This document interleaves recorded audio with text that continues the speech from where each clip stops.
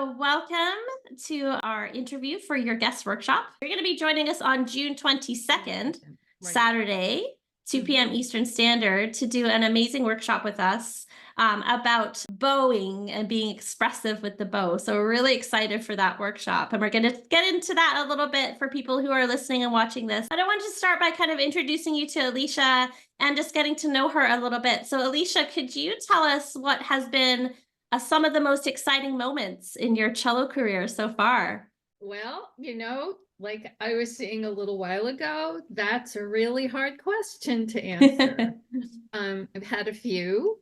Performing at Carnegie Hall. That was extremely exciting.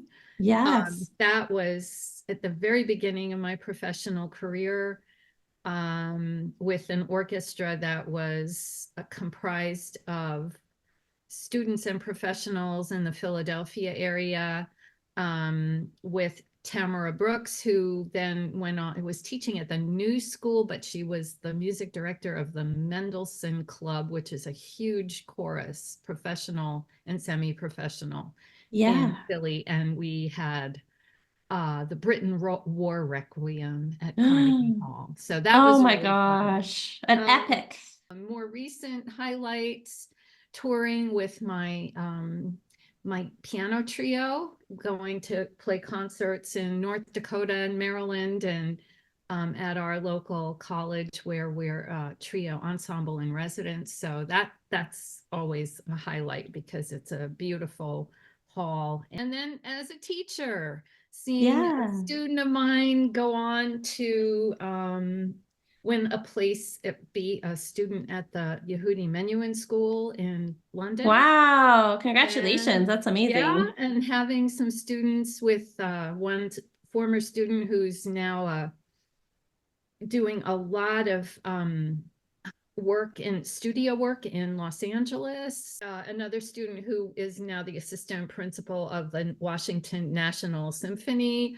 Speaking of students, what advice would you give to cellists, aspiring cellists, who want to develop a really expressive sound? For me, that's like my whole reason for being a teacher, is having discovered it myself. And with my own teacher, who was one of my teachers, who was just a master of tone, and that was Lev Aronson, who is rather well known as a pedagogue, and of course he's gone now, but he was the first person to really open the door. And so how my advice would be that the very first thing you have to do is master a clear, full, resonant sound that of quality, and and really understand what it takes to get the string to vibrate. Right. So that's sort of step one. Yes. And from there, and that alone, that depends on so many factors, like which we'll cover in the workshop. Yes. Some of the basics, like balance of the bow in your hand, and the rotation of your arm, and the function of every single finger. And then, of course, the things that people have heard, which are speed, weight, and placement, right? Yeah. So, but we can't really get to speed, weight, and placement without a good feeling of balance in the hand and in the arm. Yes. Yeah. And I don't know if you've found this. I have found this with my students, that this is something, because I often have students that will say to me, okay, well, once I've learned that, I'll just move on. I found in my own cello practice that tone and the fundamentals of tone is something that you return to constantly throughout your life. Absolutely. And especially even at, this stage of my life, and being someone who's played professionally for 40 years now. Wow. Amazing. That is amazing. Yeah. But I think, if I take time off, the first thing I do is sit down with, to try and reacquaint myself with this sort of beast of an instrument and the bow, and how to draw a sound. And I'll start with open strings, and then a scale, a really Yeah. easy scale, like a C major scale or a Mhm. G major scale, and very slowly, because Right. we all have to return to the fundamentals. Juncture. Yes. Yeah, and that kind of segues into my next question about what your practice sessions look like. Point, it kind of depends on what I have coming up. And it depends on how much time I have. Of course, yeah. Often I'll just do a simple warm up. I have a routine, like a rotating, I guess a revolving door Yeah. of warm up exercises that I do. Sometimes something from the Foyard Oh, daily yes. exercises. Yeah, I love those. I like to sort of work on bits in popper etudes just to sort of get the machinery going, Right. or as my Russian friend calls the apparatus. I love that Yeah, get the apparatus moving. And then because I have found, as I've gotten older, my joints are not quite as supple as they used to be. So it takes sometimes a little extra and a lot of hydration to get things moving. So it's a little bit slower and a little bit more intentional now. Yes. And then I'll look at repertoire. And if it's new repertoire, my practice might include listening. Right. It might include counting through something and singing it. So I want to make sure I can sort of hear what it is I'm going to try to play before I put my bow on the string. And then I'll start to look at how things lie on the instrument. Like what position do I want to be in? Right. Where are the shifts? So thinking through the mechanics, right, and then mapping things out pretty carefully. And sometimes that means 4 measures in 45 minutes. Right now I am trying to climb the Everest that is the 4th Bach cello suite. Oh my gosh, so beautiful, but so difficult. It's my fave. And so the only 2 I have never performed are 4 and 6. Okay, yeah. So I'm sure you're not alone with that. I think that's true for me too. Yeah, I really like your emphasis on planning, because I think that's something that a lot of cello students, aspiring cellists, adult cellists might need to do a little more of when they sit down to practice, like thinking about what that practice is going to look like. So you don't end up bogged down on something, somewhat irrelevant. And I have a little book that I keep as a practice journal. Yeah. So, I'll write down. I kind of have a record of what I want to try to accomplish. So, talking about your practice sessions and then kind of connecting that to student cellists or adult cellists who are learning on that learning journey. I mean, we're all on that learning journey at different levels. But what would you say is the most important thing for cellists to keep in mind as they're on this journey towards, getting better and never reaching perfection, but striving for it? Yeah, because, we're flesh and blood and human. Yeah. We can't make music in a vacuum, can we?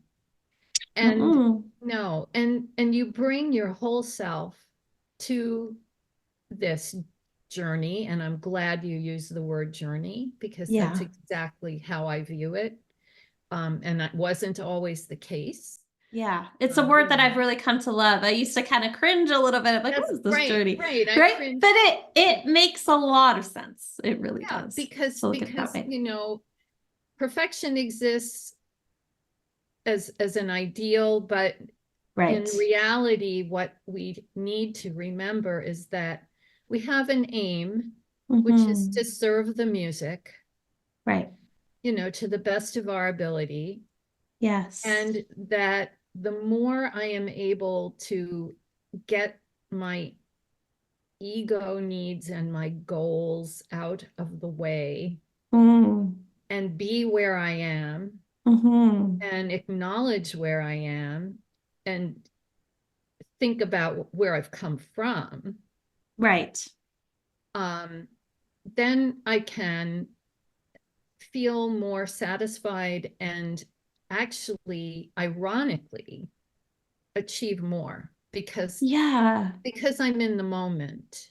You learn to be content with Hmm. delayed gratification. Like you can make music, you can sound beautiful Yeah. as a beginner. And I Yeah. think, my Suzuki training, long years as a Suzuki teacher, Yes. 30 some years I've been teaching.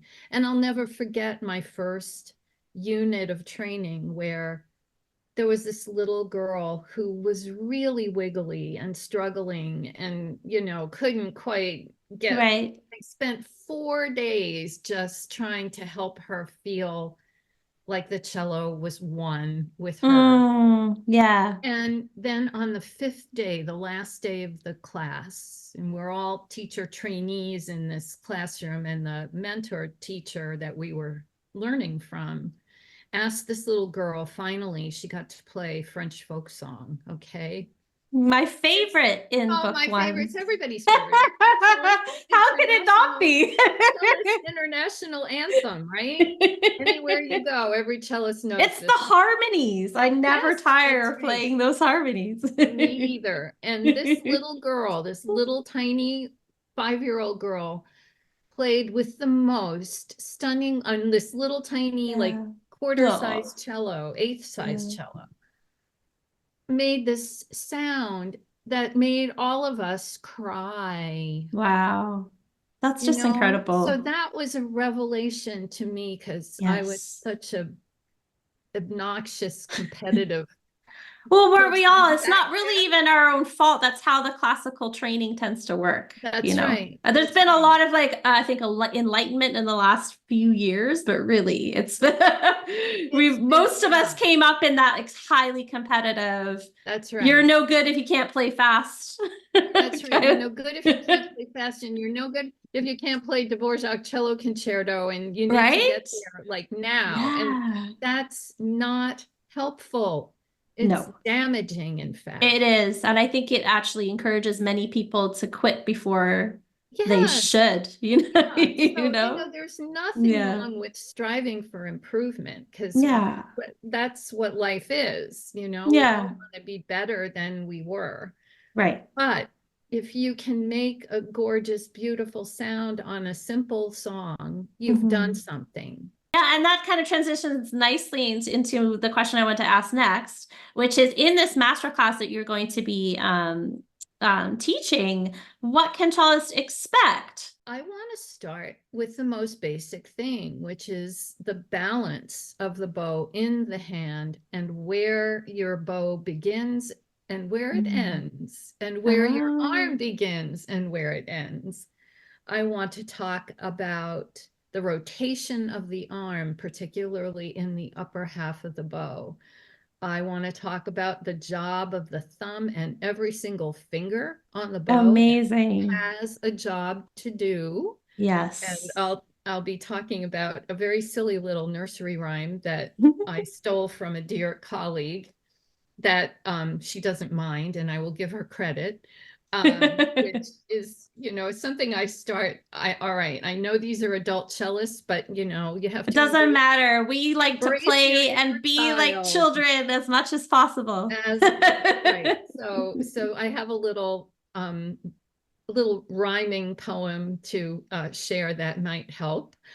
I want to talk about then getting into putting the bow on the string and the lanes of the bow and the lanes of the string. Yes. And the way we divide the bow, which one of my teachers called the mathematics of the bow. I love that. Yeah, I love the specificity of this because it gets, yes. And then, we'll get into, if there's time and there's interest, we can talk about different bow strokes and techniques and the materials that I use to work on those. So and then just the last thing I wanted to ask you, in your life right now, in your cello life, what is next? What are you what's on the horizon for you in the future?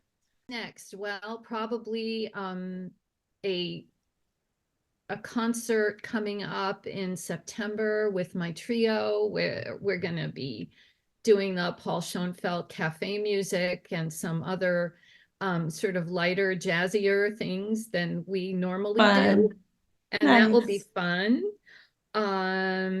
And let's see what else. I have, immediately at the end of this month, teaching in Virginia at the Virginia Suzuki Institute, which also has, for those of your cellists who want to learn more about chamber music, Yeah. they have a program with the Contra String Quartet for adult cellists. And it's Oh, I love that. That's adult really chamber cool. music, which I think Yeah. is really an amazing program.